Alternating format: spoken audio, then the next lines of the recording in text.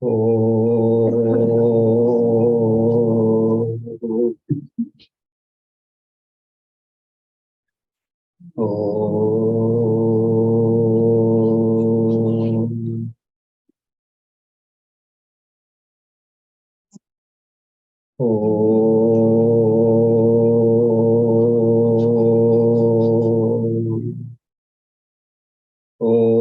Sahana Vavatu Sahanau Bhunaktu Sahaviryam Karavavahai Tejasvinavaditamastu ma vidvishavahai.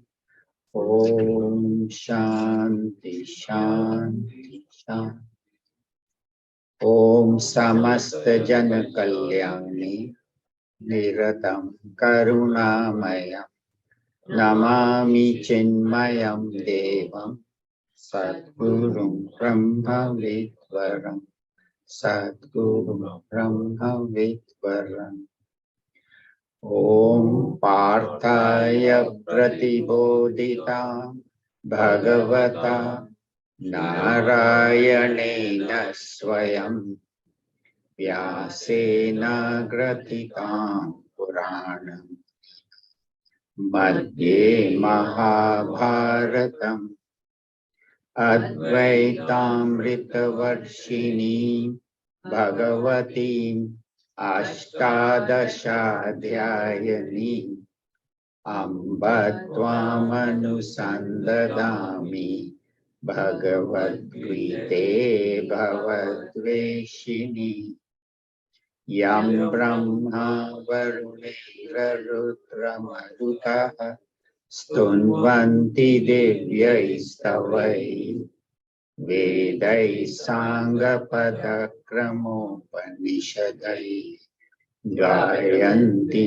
Yam Samaga Dhyanavasthita Tatkatena Manasa Pashyanti Yam Yogina Yasyantam na vidutsura surgana Devaya tasmai namaha Devaya tasmai namaha Om Shri Ganeshaya namaha Om Shri Saraswati namaha Om Shri Gurubhyo namaha. Hari Om. So in this 18th chapter, Bhagwan has told us about Tyaga and Sannyas. And he says that there are 3 steps in our spiritual journey. There are a lot, but he has summarized it into 3. What he says is, we first start out with the ego, with this understanding that I am the doer, I do it, I did everything. And then when I'm the doer, then I also become the bhokta. So karta and bhokta, the doer and the enjoyer, the sufferer. If the actions go well, ishtam, mishtam, anishtam, if action goes well, I'm happy, anishtam, I'm unhappy, and mishram, I get mixed results. So if I'm the doer, then I also have to go through the consequences. Then the next step of that is I am an instrument of the Lord. I am a humble servant. As in Mukund Mala, I am the servant of the servant of the servant of the servant. He tells us. So, Paricharaka Bhrittasya Bhritta, I am that servant of the Lord. And in that case, that becomes Karma Yoga. So it is a slight progression from doership to the instrumentship. But the highest of that is that I am this consciousness, the self, the Atman, and in my presence, this BMI is working, this whole world is functioning in that I, and that I is this consciousness, which is one, and that we'll talk in more detail today. And also Bhagavan told us that in any action, there are 5 factors.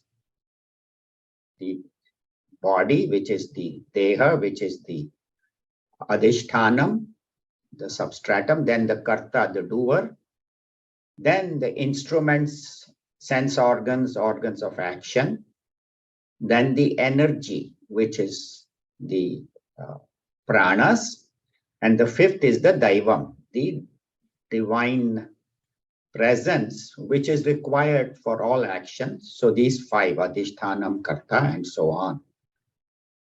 And then also Bhagavan told us last week that the one who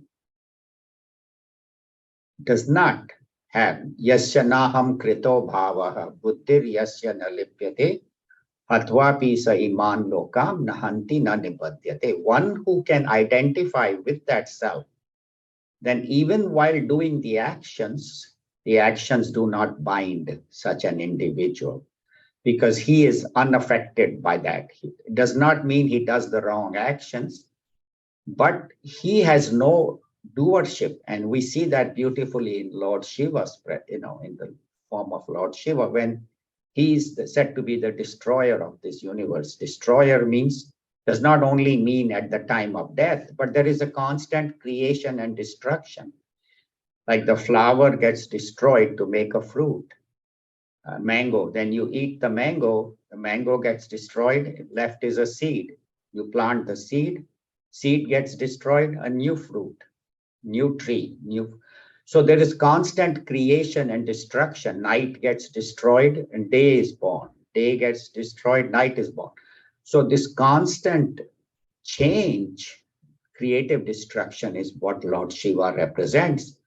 And while he is doing it, he has absolutely no doership. He's uninvolved, because he's always in meditation. And Parvati ji asked him one time, "Oh Lord, whom do you meditate on when you are meditating?" He says, "I meditate on myself, because I am that supreme." So he has no problem. Even while the whole destruction is going on, he remains in his attitude of meditation, whether his eyes are open or closed. Same way Bhagavan Vishnu. He's sustaining this entire universe, but is he running around? No, he's lying on that Sheshnag in his Nidra, Yoga Nidra. And in his presence, this whole universe is maintained. Everything is running because of Bhagavan Vishnu's presence. You and I are functioning because of him. And Brahmaji, the Lord Brahmaji, the creator, does he struggle? No, he just, in his presence, continuously, population is increasing, 7 billion, 8 billion, on and on and on. So we see in these Bhagwan Vishnu, Bhagwan Shiva, Bhagwan Brahmaji, how this attitude can be maintained, where remaining in the self. And then of course we see that in Puja Gurudev Swami Chinmayananda ji, or Shankaracharya ji, or Puja Guruji Swami Tejomayananda ji, where they have done so much work for the world, but unaffected, because they are always connected with that supreme self. And actions happen in their presence, even though it may look like Shankaracharya ji was traveling through the length and breadth of India, and that time when there was only bullock carts, and he established mathas in the whole four corners, only lived for 32 years, how much he accomplished, but never affected, always. Look at Bhagavan Sri Krishna, how many sorrows he went through. Bhagavan Rama, never affected. Sri Krishna was always smiling, always happy. Why? Because he says, I'm not doing it. It's just happening. And this world is a maya, is an illusion. And he enjoyed his life. If you see Bhagavan Sri Krishna, no matter how many sorrows he went through, his life was a joy and inspiration for all of us. So that's what we say. Work with that attitude. And that's what we meditated on also this morning.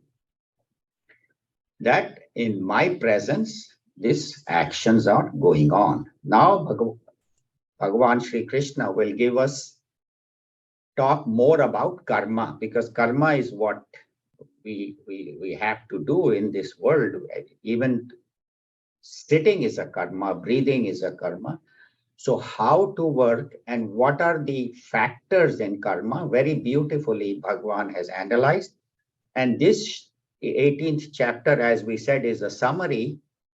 So what we are studying in the next week or two will be chapters 3, 4, and 5 will be summarized. So the entire Bhagavad Gita is summarized. The chapter 2 we already summarized last week.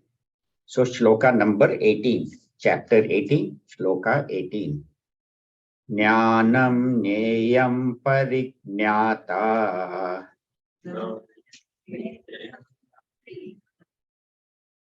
Trividha Karma Chodana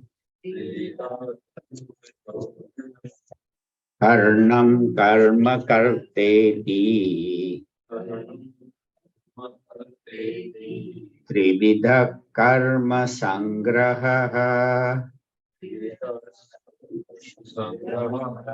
Jnanam Nyayam Pariknyata Trividha Karma Chodana Karanam Karma Karteti Trividha Karma Sangraha.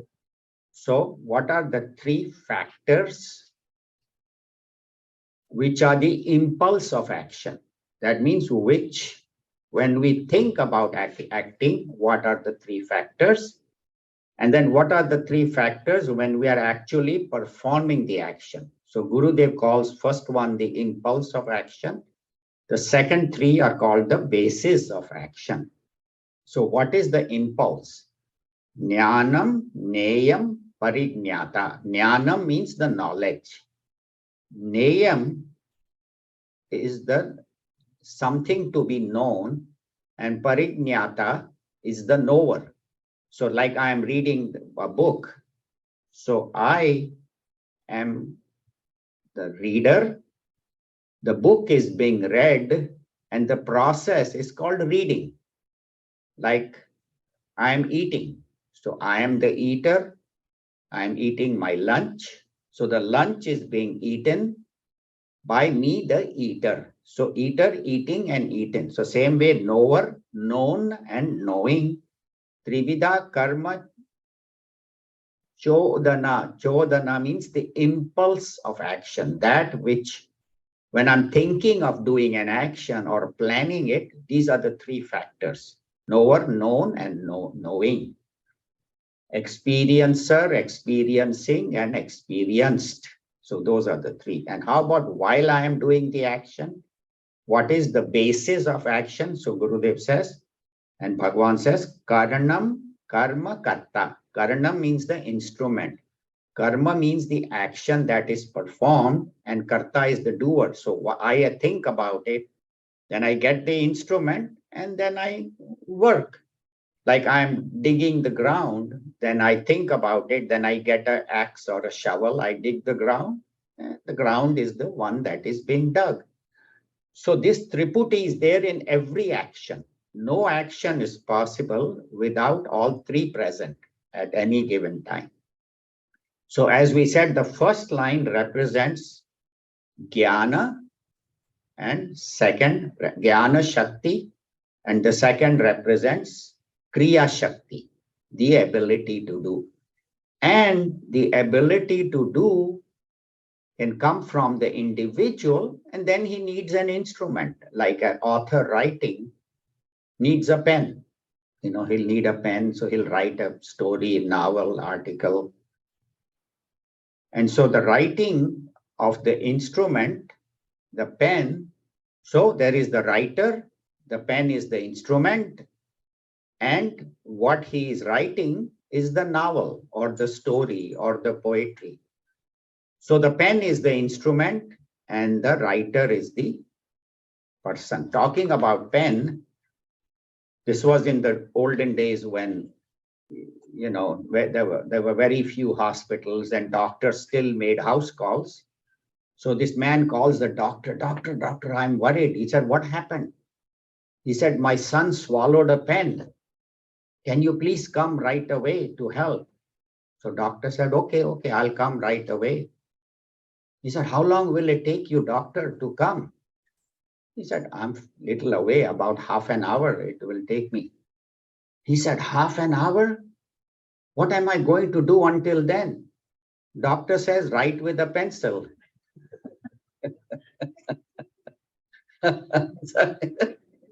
So, so, so the instrument is what I need. And in all three are required. The experiencer, experienced, and then the process of experiencing. So to give a simple example, I want to go to university to study psychology. Now, I pick a university and I'm looking through its brochure and we say it doesn't even offer psychology. So there is no experienced, even though I am there, the experiencer, I want to study experiencing, I want to do it, but psychology is not offered in that college. So I say, okay, I'm not going there. Or psychology is offered, but I have no interest in psychology. I want to study science. So experiencer is not there. Experienced is there. The ability to experience is also there. I could have gone and studied, but I say, no, I'm not going to go to that college. I'll go to a science college. So one is Gurudev calls as the temptation, then the experiencer, and the middle is the ability to experience and the memory. Say, I want to study psychology. I look at this particular college. Yep, psychology is available. But my friend says, I went there. Psychology professor was not that good. The course is not, go to this.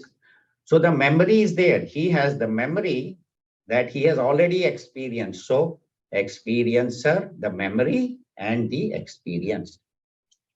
Similarly, in karmas also, we find that it's the same thing. The object has to be there, the instrument, and then I. So like some people love to shop. So they will go to all the stores, malls, their car, they're driving, using the car as the instrument. They want to shop. They will buy constantly latest iPhone, latest cloth fashion, latest car. Every 3 years, they will change. Another guy says, you know what? I have enough clothes. My car is running fine. Why have I to run around? I have extra time. Let me sit and study Bhagavad Gita. Let me think about Bhagwan, do some prayer. Enough ho gaya, shopping, travel. Yeah, I've done enough. Now I just want to. And we find in the company also, both people are required, the thinkers and the doers. So the Jnana Shakti and the Kriya Shakti. First line is Jnana, second line is Kriya. So in the company also, there will be some people who will plan, okay, now this company needs to grow further. So how to grow it further, how to come out with new products, new patents, how to build new branches, so they will plan. And then they will assign to some operational people.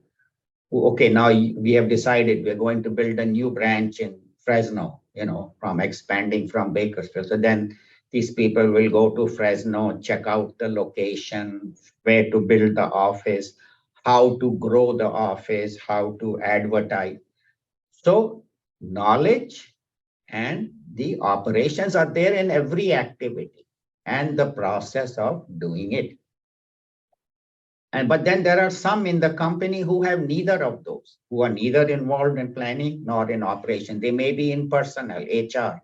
So they become drishta. Okay, new office is being built, let it be built. When it is ready to be staffed, then we get in and we do the staff. Until then, they remain witness.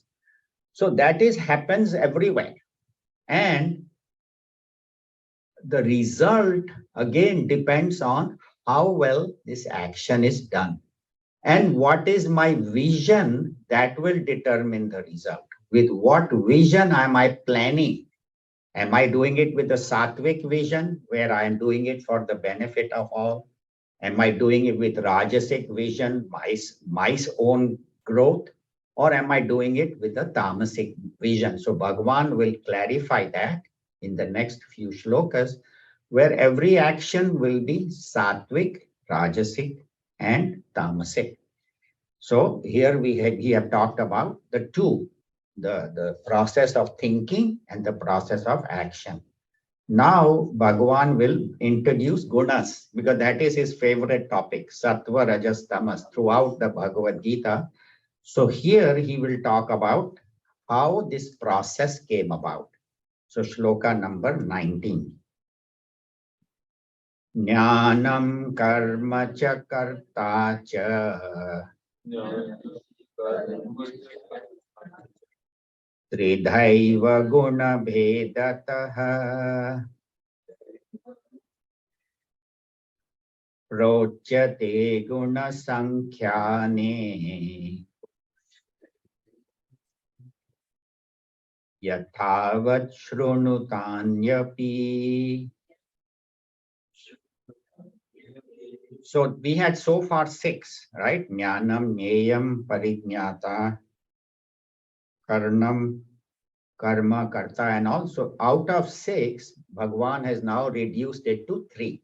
He has summarized those 6 into 3 to make it easy for us. So first is Jnanam, which is the knowledge. Karma is the action, and action also includes result.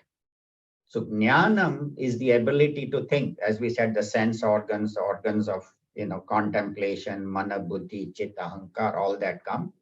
Then karma is the organs of action and the result, and the karta is the doer. And behind the doer is the deva, the Lord, like the Lord of action. Say if I'm working with my hands, it is Indra, with my legs, it is Bhagwan, Vishnu, and so on. So all that is 6 has been summarized into 3. So Jnanam, Karma, Cha, Karta, Cha, Tridhaiva Guna Vedata. How do I divide them? So Bhagavan says on the basis of Guna, Sattva, Rajas, and Tamas. That is how these actions are divided. Not only by me, but it has been done by all masters. See, Bhagwan never takes ownership of this. He doesn't say, I am teaching. He said, I am just passing on the knowledge which already has been given in the Upanishads by the great masters. And Bhagavad Gita is a summary. Upanishad Gavo Dogda Gopalanandan. I am just getting the essence of the Upanishads. So he says, Prochyate Guna Sankhyane. It has already been told in the Sānkhyan philosophy of these 3 gunas, sattva, rajas, and tamas. Yathavat shrunu. He says, Yathavat shrunu. This is a very important line. He says, first of all, he says, listen. Don't only hear it, but listen. Listen means with your mind. Put your mind. And he's not only he's telling Arjuna, listen, he's telling you and me also. Listen to this with your full attention. And in the end, he will ask Arjuna, have you heard this with full attention? And Arjuna says, yes. Second important is Yathavat. Yathavat means listen as I am teaching. Don't have your pre-existing notion. Arey, I already know this. Arey, Sattva, Rajas, Tamas to itni baar suna. Why do I need to hear it again? He says, listen to it way I am saying, not with your own ideas. So they say, start every class with a clean slate. I know nothing, Bhagwan. You please teach me. Or Puja Gurudev, you teach me. That should be the attitude. So that is called Yathavat Shrunu. Listen that way, he says. So let us see. So we already talked about listen. So we said there are 3. Knowledge. Knowledge, as we said, is through the previous study, mana, buddhi, chitta, ahankar, and organs of perception. They give us knowledge, and then organs of action, and the karma and the result. That's what Shankaracharya ji said. Karma also includes the result, and then the karta. And we'll talk about the karta a little later. Now, the 3 gunas we know, sattva is purity, rajas is action, tamas is laziness. Where did it come from? So Bhagavan says it came from the Sānkhyan philosophy. So Bhagavan here is quoting Kapil Muni. See, Sānkhya, that's why in Sanskrit, words have to be used very carefully. Sānkhya also means the Vedanta, the Upanishads. Panchaitani Maha, in 13 shloka, Bhagavan says, Panchaitani Mahabhavo Karanani Nibodhame Sānkhya Kritante Proktani Siddhaye Sarva Karmanam. So he says, what I am telling you has already been told in the Upanishads. So in the 13th shloka, when he says Sānkhya, he's referring to the Upanishads. In the second chapter, when he starts Sānkhya, it is systematically he is explaining.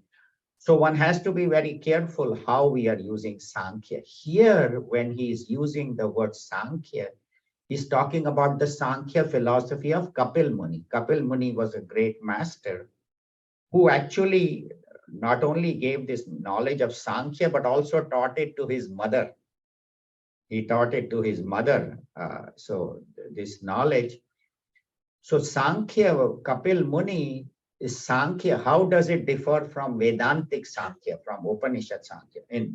In Upanishad Sānkhya, there is Brahman alone. Brahman alone is there. This whole world is made by Prakriti, but is an illusory projection upon Brahman. So Brahman alone is reality. And Prakriti is an expression of Brahman, his power. And in a Mayavi, it's an illusory Mayavi creation. That is Vedanta. In Kapil Muni's Sānkhya, he gives equal importance to Purusha and Prakriti. He says there are two factors, Purusha and Prakriti, energy and matter, and they are both independent, both are required, and each one, Prakriti creates and Purusha gives the energy. So equal importance, while in Vedanta, only Purusha alone is. Prakriti is creation of Purusha and is illusory. But why does Bhagavan quote Kapil Muni so much in Gunas? Because this Sankhyan philosophy of Kapil Muni has done a great job with Gunas. Sattva, Rajas, Tamas are very well explained in that. So Bhagavan Shri Krishna, he never takes ownership. He gives authority. He says, even Brahma, Brahma Sutram Padesh Chaiva, Hetur, like that. So he says, this has been explained in Brahma Sutras. It has been explained in Upanishads. All I am doing is carrying on the Guru Shishya Parampara. Even though he is Bhagwan himself, he never takes ownership of it. Same way Shankaracharya ji, when he's writing the Taittiriya Upanishad Bhashya, he starts out by saying, I bow down to the humble, all the great masters who have gone before me, who have given us this knowledge. So that is how we have to study with gratitude to Puja Gurudev, because it is because of his vision that he came down from the Himalayas and brought this knowledge so that you and I can sit in this comfortable hall. We don't have to go to, sit at the, some Himalayan cave or some forest. So we are blessed to have this ability. And then those of you who are on Zoom, you're sitting in your house and comfortably. So it is all gratitude to the masters who have preceded us. And how does the ego or the person come in? Say, when I first walked into this class, it was very cold. I said, I'm cold, turn on the heater. I talked to Amit. So we turned on the heater. After a while, it gets too hot. He says, it's too hot, turn it off. So most of the actions depend on the ego. What I want to do, what I don't want to do, what I like, what I don't like. See, things are available in the world. Everything is available. But what do you want to buy? Where do you want to spend your time? You can spend your time all day on the phone and all day watching TV. You can be doing that. But you have a choice. So that's what the Bhagavad Gita, and that's what Bhagavan says, that time, everybody comes with 24 hours. Everybody has the same body, mind, intellect, liver, lungs, spleen, pancreas, skin. Everybody has the same, the brain we have. But where we choose to put our energy, our mind, and where we actually take our body and act, that is our choice. So that is what Bhagavan says, that the most important factor in this is the ego, the doer. And what do I do? Depends on my understanding. What is my vision, sattvic, rajasic, tamasic, based on the scriptures, what the scriptures have told us, what the knowledge has been given. Or somebody has not read scriptures, some people just read books of violence, they're all day, they are playing video game, shooting and all. And then that's what happens. Then they go buy a gun and they're angry. And so depending on my vision is my action. And the highest, Bhagavan says, Nanya Gunebhya Kartaram Yada Drashta Anupashyati. So he says, one who sees in the 14th chapter, after topping the whole chapter about gunas, sattvic, rajasic, tamasic food, sattvic, rajasic, tamasic, vision, all that. Then he says, Nanya Bhya Gunebhya Kartaram Yada Drashta Anupashyati. Gunebhyascha param veti mad bhavam so adhigacchati. He says that at the end of the 14th chapter, after talking about gunas for the whole chapter, this one shloka is very powerful. He says, gunas are all just related to prakriti, related to the world. But all activities are happening by prakriti, but there is this, which is the non-doer self. And one who sees that, he goes beyond the gunas and he comes to me. So Bhagavan says, it is me as the self, as the consciousness that is illumining all your actions. Not only your actions, but all actions of the world are being illumined by that one self. And Bhagavan is identifying himself with that and says that whether plants, birds, and even the inert objects, everything is me and me alone. And the only way to reach is to keep your attention rather than on the world or on the BMI, on the self. So even while I'm working in the world, part of me should say, yes, there is Bhagavan within me. So pay attention to that and be grateful and thankful to that Bhagavan. Because of his presence, I am able to work. And not only in meditation, but while doing all actions, even while cooking. That's why they say before cooking, the mother should just pray a little bit. Bhagwan, may, thank you for giving me all this material, this ability. Before eating, we should remember God and thank him.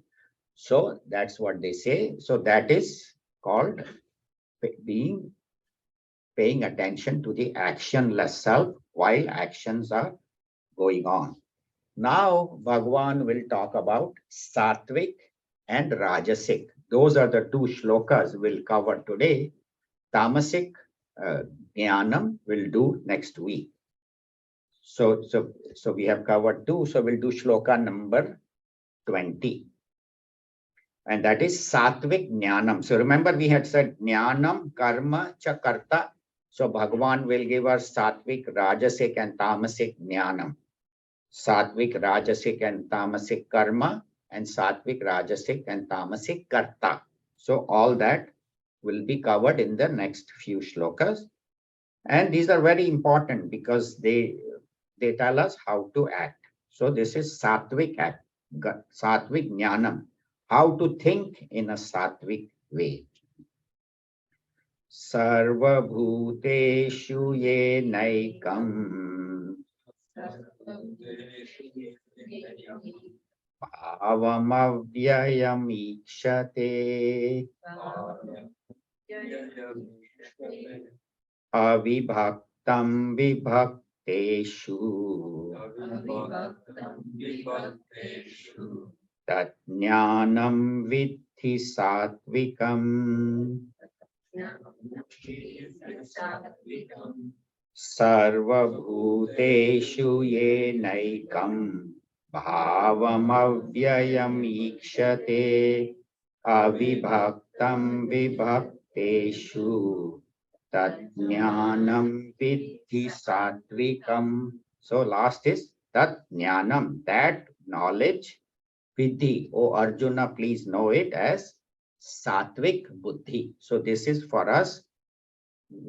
And also Gurudev again and again reminds us that this knowledge is not to judge others, not to say, that person, I think he has too much rajas. oh, that person is too lazy. Why doesn't he go up and do something? No, it is meant to for us. If I am find myself doing a tamasic or rajasic, I'm not doing much, or I'm working too much and don't have time to think, then how can I make my actions more sattvic, more pure, with the right understanding, with the idea of serving? So this is for me to judge myself. So he says that jnanam vidhi sattvikam. So what is this sattvic knowledge? Sarva bhuteshu yena. Yena means by which. Ekam. In sarva bhuteshu, in all beings. Animals, birds, plants, fish, humans, all beings. Ekam. One bhavam, one reality, which is avyayam, which is immutable, unchanging, one unchanging, immutable reality, ikshate, one who sees.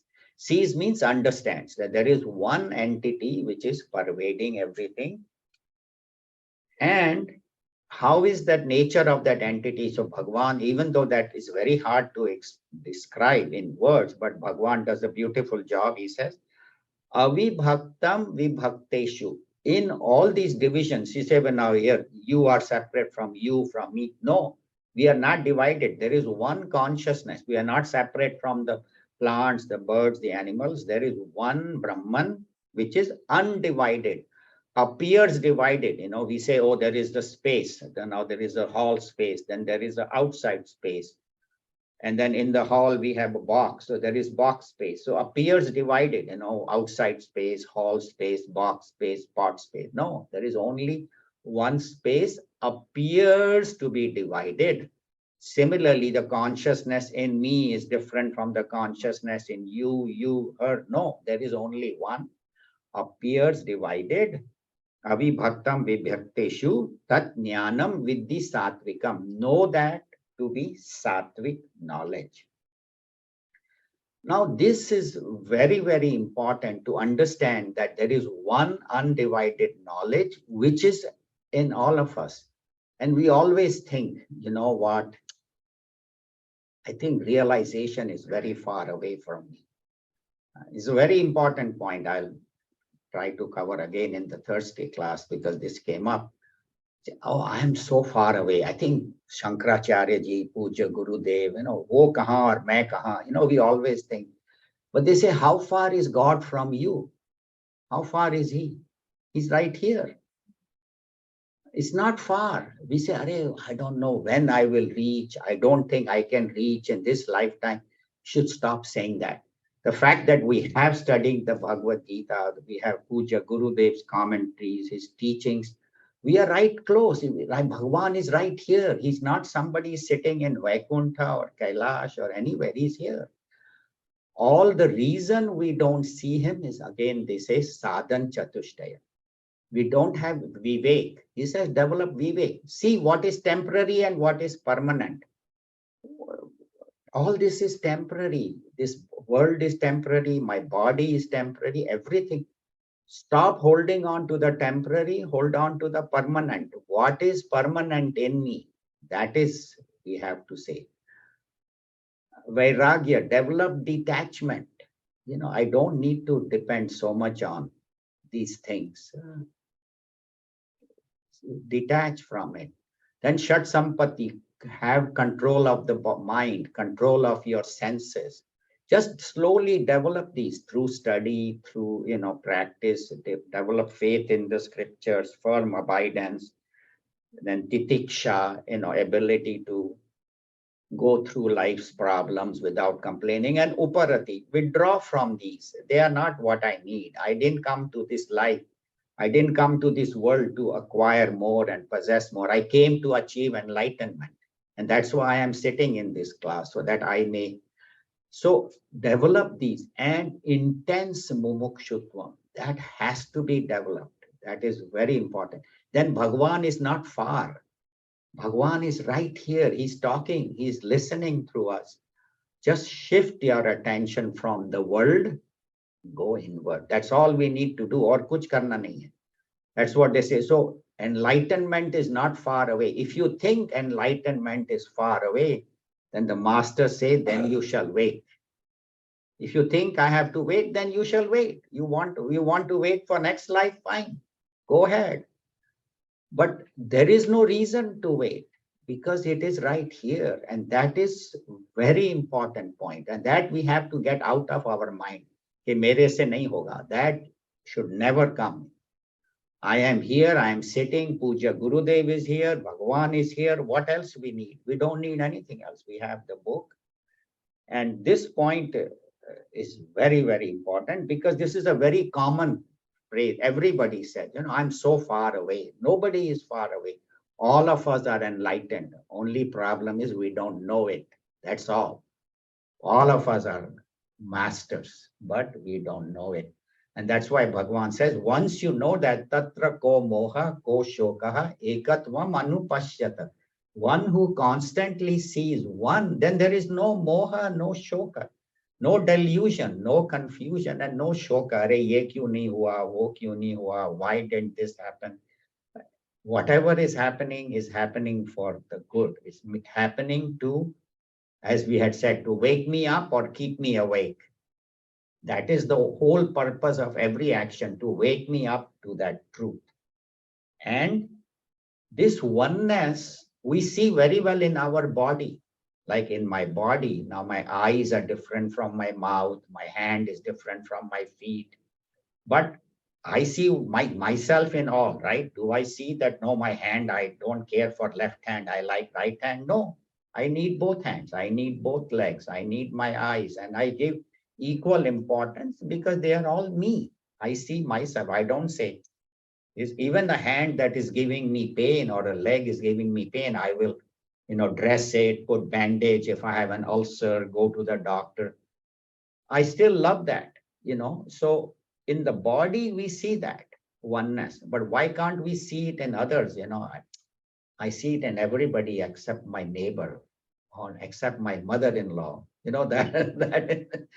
So no, it is God, the same consciousness in all, and we all have to work together like in an orchestra, right? Now there are 50 members of an orchestra, and the violin says, I don't want to play Rag Yaman, I'm going to play Rag Bhairavi. A conductor says, this is Rag Bhairavi tune, how can you play Rag Yaman? Or in an orchestra, where there are different notes, the bass drum and then the trumpet. But the conductor makes sure that they are all playing together. So that is oneness. When they are all together playing a tune, then it sounds beautiful. If one is playing one tune, and sometimes when the kids are learning, we find they go out of tune, or when they are singing some bhajan. If they are all singing together, then it sounds very good. If each one is singing, like yesterday when we were listening to the Ramayana, it was so beautiful because, the flow of the words were so harmonious, so nice. The energy was so beautiful. So that is what happens. If everybody sings together, works together, then the harmonious note comes out. If each one is going in their own tune, it doesn't work. Same thing in a company, there is the HR group, and then there is the operation, and then there is the research, and then there is the management. And then there is the finance and the computers and the accounting. Now they all have to work for the benefit of the company, right? So the company may grow, but if the corporation says, I'm going to make sure my job is done well, I don't care what the other, company is not going to work. All the departments have to work good, then only the company becomes successful. If one works good, and other one, like research is done and the plans are made, but the guy who's supposed to carry out, I'll do it, I don't, then a company won't work. Same thing we find in the country, where one state says, I only care about my state. I don't care what happens to the country. All the resources I'll use to make my state better. And I don't care. And that's why it creates fights. Recently, one politician, she said, very famous member of Congress, she said she wants to divide US into the red states and the blue states, the Republican states and Democrat. such a foolish plan. How can he says blue state will be separate, red state. One blue state is New York, another blue state is California. Now in the middle there are red. This is foolish. It is stupid to even think like that. And that's what Abraham Lincoln fought for. He said the United States has to be one country. Or in India, we find sometimes different states say we want to become separate. We want to have our own country. Then the country cannot function. The states cannot function. So together, when there is this oneness, Hansa often talks about this oneness in our study group. When there is the thinking of there is one alone that is functioning, then only actions happen correctly. Otherwise, there is problem, there is division. And this can happen at the individual level or at the group level, sattvic thinking. At the individual level, example is Newton or Einstein, where when they came up with their theories, they had no idea that what am I going to benefit from it, what this theory is going to do. They just gave it for the benefit of mankind. And then whatever people use it, the theory of relativity, theory of gravitation, all those scientific theories, that is sattvic thinking, where the idea is that whatever knowledge I have, I just give it to mankind. And then next shloka will talk about rajasic. Or it can be a group, like somebody is an astronomy, there's an astronomy lab and they do a lot of find out new planets, new things. Their idea is sattvic, just to give knowledge, not for anybody to benefit. And Puja Gurudev, in his commentary, I would request everybody to, if you don't have these books, buy them. And if you have them, please read them. Later on, you will see how he talks about one electricity in all the equipments, one water in all the waves, one mud in all the pots. So that is sattvic vision, to see one in all. That is avibhaktam vibhakteshu. So now we'll go to the rajasic vision. And then we'll do the tamasic next time. I think it will take about that much time. So shloka number 21. So sattvic vision is to see oneness in all. Avibhaktam vibhakteshu ekam, one alone. Yen ekam, one alone. And what does rajasic see? See differences, varieties, differences, and gives more importance to the differences than to that one substratum. So shloka number 21. Prithatvena tu yat jnanam anabhavan prithagvidhan Veti sarveshu bhuteshu tat jnanam viddhi rajasam prithakvena tu yat jnanam nana bhavan prithagvidhan veti sarveshu bhuteshu tat jnanam viddhi rajasam. So now what is rajasic jnanam? We'll study that today. And Bhagavan says prithatvena. Prithatvena means seeing differences, that this is different. You are different from me, and that person from that state, Bengali, is different from Tamilian, and different from Marathi and Gujarati. So sees the differences among different people and among different things, dogs and cats, and my company, your company, my house, your house, my money, your. So seeing all those differences, prithatvena tu yat jnanam, that understanding where a person sees differences, nana bhavan prithagvidhan, of different variety with different activities. So it sees all the different things with different activities of different kinds, and as different, as separate, veti. One who sees that, one who knows that, veti, this knows, sarveshu bhuteshu, in all beings, living, all living beings, and even inert things, everything, he sees this differences, that jnanam vidhi rajasam. Know that knowledge, vidhi, O Arjuna, know that to be rajasic. So as we said, this person does not see oneness. His idea is I, me, and mine, and you and yours. That's why in me or more, tai or tor, in Ramayana we heard that is Maya. What is Maya? I and mine, and you and yours. Me or more, tai or tor. That is Maya. That's Tulsi Das Ji says that right in the beginning of Ramayana.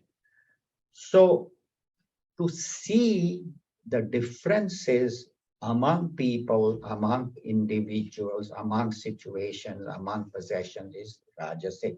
Even in God, they see differences. My God is better than your God.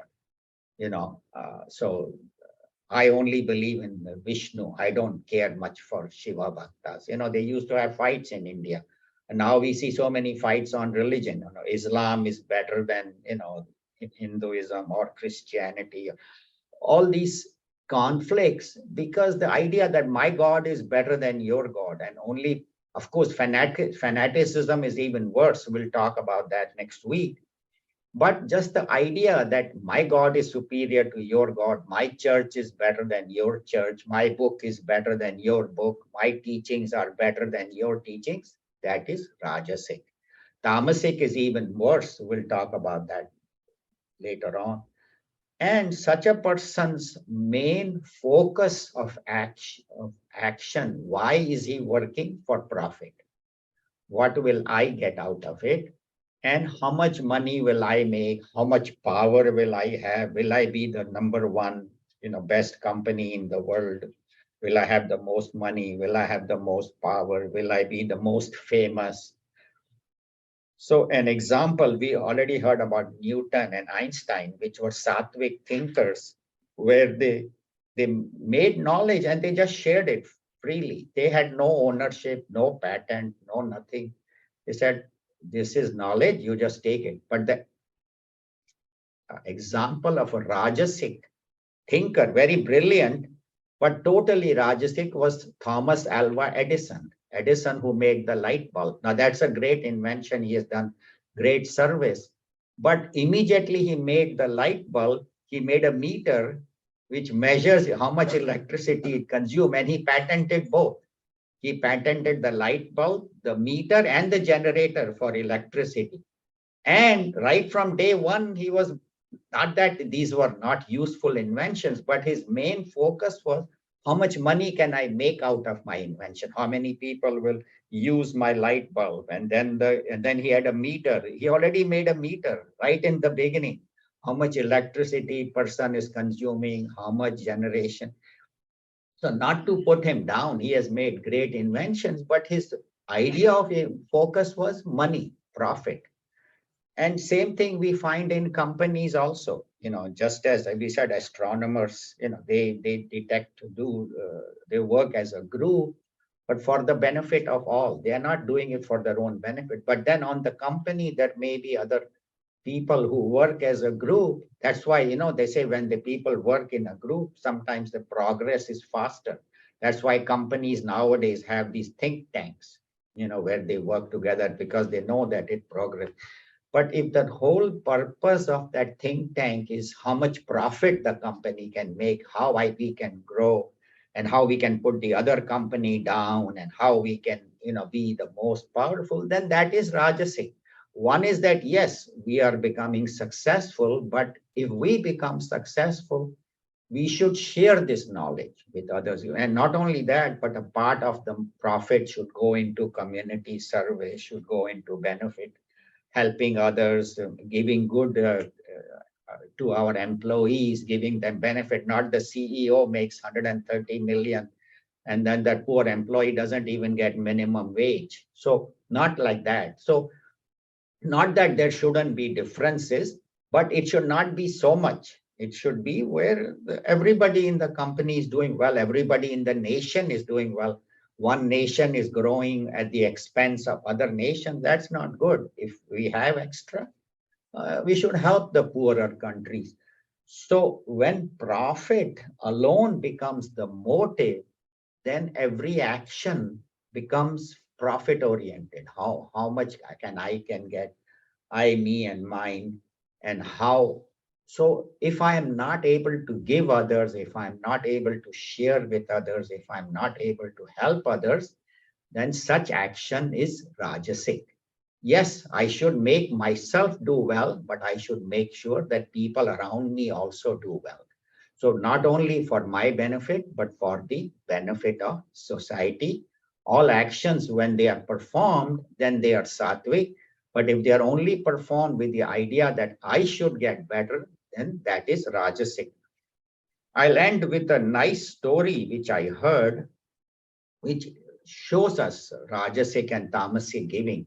So there was this lady who lived a very good life. She was good, didn't do anything bad, did nice, but never gave anything to anybody. Never gave. But she was very good person, didn't do anything bad. And so when she dies, she goes to Saint Peter and he looks at, or Chitragupta looks at his record and said, yeah, you have lived a good life. You will live in heaven, but you never gave anything. So she says, can you look in my record? I think I gave. She said, you never gave any. Finally, he does research. Chitragupta takes a long time.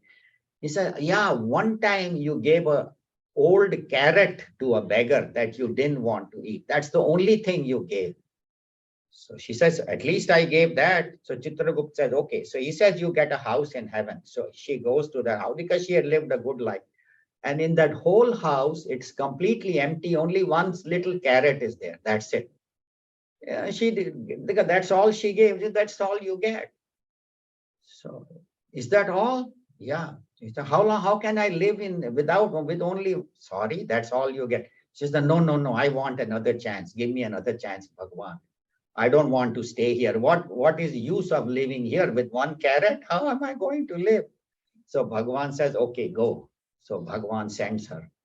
Now, this life, she is very careful because she remembered. So she becomes very generous. She works very hard and she becomes very successful. And she is giving, constantly giving, giving, giving.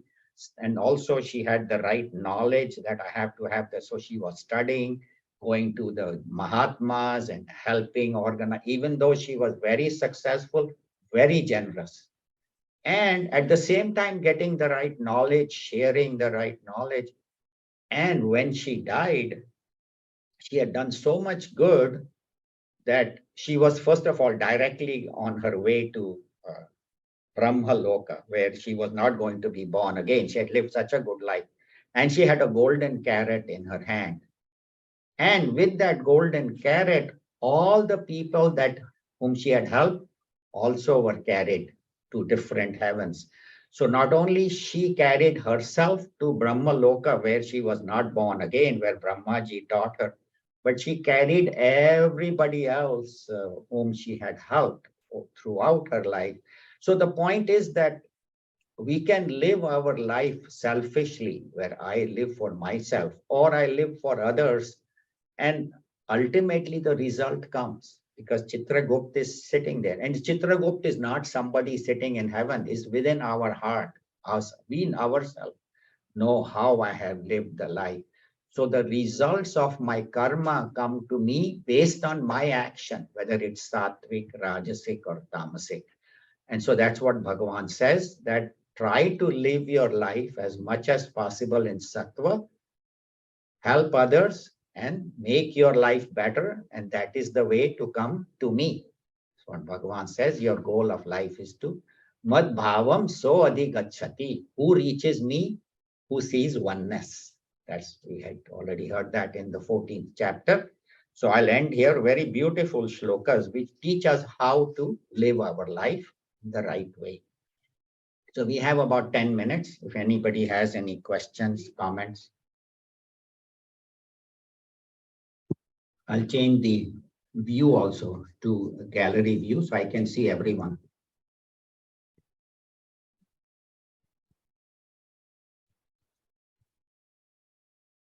Yeah, there.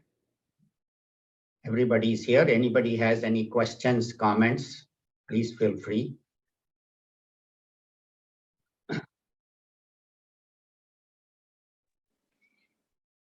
I have a question, Anil. Sure. This in the chapter 18, Jnanam, verse 18. Yes. Jnanam, Gneyam, and Parignata. Parignata is the knower. Gneyam, you said something to be known. Yes. And Gnanam is knowledge. So are we starting from the basis of we know something already? That's the Gnanam? No. Then what is then Gneyam? That is not again Gnanam? No. Jnanam is the process of knowing. Gneyam is the one to be known. And Parignata means one who knows it completely. So this is when I don't know something and I want to know. Gneyam is say I don't know Sanskrit, right? So I'm trying to study. Okay. So Sanskrit is something I did not know, but now I am studying. So I am the Parignata. Jnanam is the process of knowing, and Gneyam is Sanskrit. So Sanskrit is something I need to know. Okay. That is Gneyam, and Jnanam is the process of knowing. Jnanam is the process. Okay. I don't know. And Okay. Parignata, I am the one right. to study Sanskrit, or could be anything. I'm just using that example because we are currently studying that. So anything that is to be known, that is Gneyam. That is to be known. I don't know it yet. Jnana means the knowledge is there, how to study Sanskrit. The masters have already told us, but I do not know it, so I have to study. So that okay. So it's the process of knowing, and that knowing that ultimate is Gneyam. Right. And I am the doer who is, or I'm the knower who is trying to know that. Okay, so the process. The second half is much easier to understand. Actions, karanam, karma, and karta. But this one was a little confusing term. I know in a previous chapter, I think chapter 13 also that came through, right? Basically. Yes. Okay. So the thank you so much. First line is Jnana Shakti and second line is Kriya Shakti. If you remember that, Jnana Shakti is the first line, the process of knowing. Yes. The first line, and Kriya Shakti is the second. Right. That's why Bhagavan has put in two separate lines. Second is doing. Once I have known something, then how do I do it? Like I learn about computers. Then I sit down and work on a computer. That is the second line. That is okay. The impulse of action and then the basis of action. So one is that the knowledge of action, and second is how do I carry out the action. So karma chodana, that is where the impulse, but the thought has to come in that I want to know this. Exactly. It's the process of thinking. That is the first. And that thought or that spark comes based on your vasanas? Yes, based on your desires to know. Desire, you have to have the desire that I want to learn this. I want to learn Sanskrit. You will sit down and pick up a book. Or I want to learn Bhagavad Gita, then only I will, join the class like that.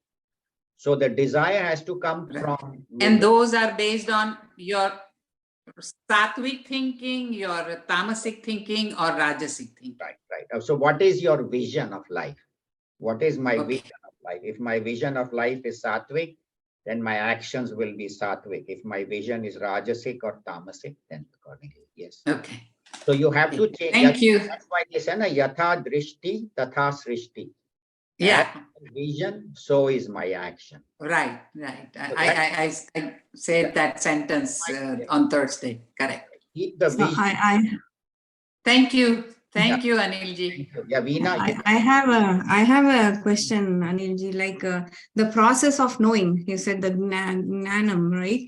So can that also be like we talked about the Kriya Shakti and Jnana Shakti, right? So can we also have that Icha Shakti, the like thing to know, because it also always goes, right? Icha Shakti, Jnana Shakti, Kriya Shakti, Swarupini, like everywhere we read in so many. So I wanted your thing about the Icha Shakti. Very true. No, I 100% agree with you, Veena. The Icha has to come from within. There's Icha Shakti, then Jnana Shakti, then Kriya Shakti. So Icha can come from, again, the Icha can be what is my desire. Whether my desire is Sattvic, I want to know about Bhagavad Gita and Bhagavan Sri Krishna, or I want to know how to make more money, be more successful, or I want to know how to make a bomb, how to make a bomb to, for these suicide bombers or the.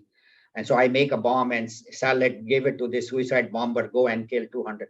So depending on my icha, that depending on my vision, then will be my thinking and then will be my action. So Bhagavan again and again says, have sattvic vision, then your thinking, sattvic icha, vision, sattvic jnana, and then sattvic kriya. So that's why again and again. So I thank you for bringing up that point. That's very important.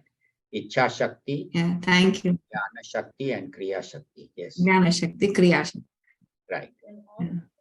Thank you. Yes.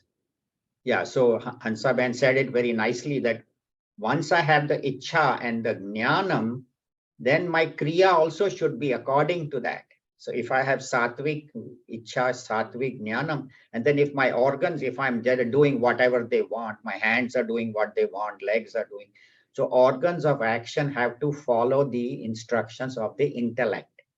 That is properly been advised by the guru.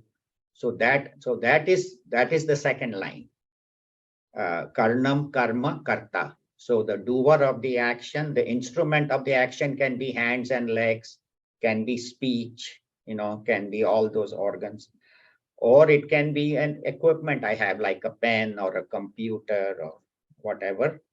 So the instruments of action also have to work according to sattvic icha and sattvic jnanam, right? So that then my karma will be sattvic. So yeah, all that is, so that is in the second line. Karna, karma, and karta. Karta is the doer, karma is the action, and karna is the equipment, the instruments of action. So Bhagavan has divided into two separate lines for us to understand. Is that correct? That's what you were mentioning. Yeah. Yeah, thank you. That's a good point. Yeah, the instruments of action also have to work in harmony. Indu ji, aapko kuch bolna tha? सांख्य ज्ञान के बारे में थोड़ा सा और समझाएंगे तो अच्छा लगेगा. सांख्य ज्ञान, सांख्य ज्ञान. Oh, Sānkhya Gyan. Okay. Sānkhya Gyan. So Sānkhya, there is not much time. I'll spend 1 or 2 minutes. We can talk next week also. Sānkhya has many meanings. One is Sankhya. That means systematically. Number 1, 2, 3, 4. So systematically explaining something. In second chapter, how Bhagavan tells Arjuna at different levels why he should do his duty. Then Sankhya also means Vedanta. Sankhya means Vedanta, the Upanishads. Sankhena, in the 13th shloka, he says, Panchaitani Mahabaho Karanani Nibodhame Sankhya Kritante Proktani, which has been said in the Upanishads. So Sankhya means systematic study. Sankhya means Upanishad. Sankhya, where in the 18th shloka, when he talks about in the 19th shloka, is the Sankhya philosophy of Kapil Muni. Kapil Muni had said that there are two, Purush and Prakriti. Purush is the energy, Prakriti is matter. So matter and spirit. Energy or the matter hai. So energy and matter together are required to work, and he gives equal importance to both. Both are equally important. In Upanishad, energy alone is important. The Purusha alone is important. Prakriti is just a manifestation of Purusha. So in Vedanta, no importance is given to Prakriti. I mean, it is there, But the main importance is given to Purusha, because of whom Prakriti is working. But in Sānkhya philosophy of Kapil Muni, Prakriti and Purusha are equally important. And both are required for creation. So that is, but in the Sānkhya philosophy of Kapil Muni, this Sattva, Rajas, Tamas is very well explained. That's why Bhagavan quotes that a lot. Usme very detail mein they have given what is Sattva, what is Rajas, what is Tamas. And so Bhagavan is quoting from there. Of course, Bhagavan has his own, teachings, but he always gives credit to these great masters who preceded him. So Kapil Muni ki jo Purush and Prakriti are two separate independent powers. That is Kapil ने अपनी माँ को किस तरीके से ये ज्ञान दिया? वो उसकी लंबी कहानी है, मैं आपको अगली बार सुनाऊंगा. That is a long story, how he gave that knowledge. There's a very beautiful story about Gautama Rishi. We'll do that next week. वो Kapil Muni का अगले हफ्ते करेंगे. Thank you. We'll close. Om Sarve Bhavantu Sukhinah, Sarve Santu Niramayah, Sarve Bhadrani Pashyantu, Ma Kaschid Dukha Bhag Bhavet. Om Shanti Shanti Shanti. Harihi Om Shri Gurubhyo Namah. Harihi Om. So when we are summarizing next week, I'll tell the story of Kapil Muni. It's a beautiful story, बहुत अच्छी story. So we'll do that next week. We'll start. There is an Upanishad on that, right? Yeah, there's a whole philosophy complete. Right. There is so much material on that. He is the origin of all this Purush, Prakriti, Sānkhya and all. Yeah, it's very nice. Thank you. Hari Om.